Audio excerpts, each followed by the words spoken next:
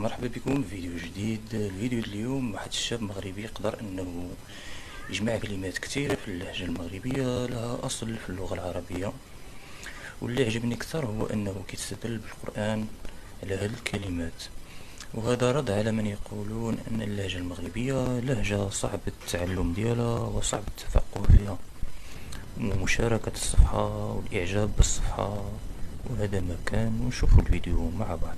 من أكثر اللهجات صعوبة بين البلدان العربية والتي يستصعبها ولا يفهمها الكثيرون ممن في البلدان الأخرى هي الدارجة المغربية. ولكن هل تعلم أن أكثر الكلمات المستعملة في الدارجة المغربية هي في الأصل عربية فصيحة قحة، وتمثل العربية الفصحى أكثر من 70% من الدارجة المغربية؟ فمثلا قولك حيد أي مل شيئا ما حتى أمر، وقد ورد ذلك في قوله تعالى ذلك ما كنت منه تحيد، أي تعرض عنه وتنفر منه. كلمة بزاف يستعملها المغاربة بمعنى كثيرا، وأصلها في اللغة العربية بجزاف، والجزاف ما لا يعلم كيله ولا وزنه، فمعناها في الكثرة واضح جدا، فأدغم المغاربة الحرفين المتقاربين فأصبحت بجزاف بزاف. وكلمة خربق يستعملها المغاربة بمعنى أفسد الشيء، وفي لسان العرب خربق عمله إذا أفسده. الخلعة يستعملها المغاربة بمعنى الخوف والفزع، وفي لسان العرب نقول انخلع قلبه أي خاف وارتعب. كلمة الصهد يستعملها المغاربة بمعنى حرارة الجو وسخونته، وفي لسان العرب نقول صهدته الشمس تصهده صهدا أي أصابته وحميت عليه. كلمة هدر ومعناها عند المغاربة تكلم، والهدرة هي الكلام، وأصلها في لسان العرب هي هذرة، والهذر هو الكلام الذي لا يعبأ به. كلمة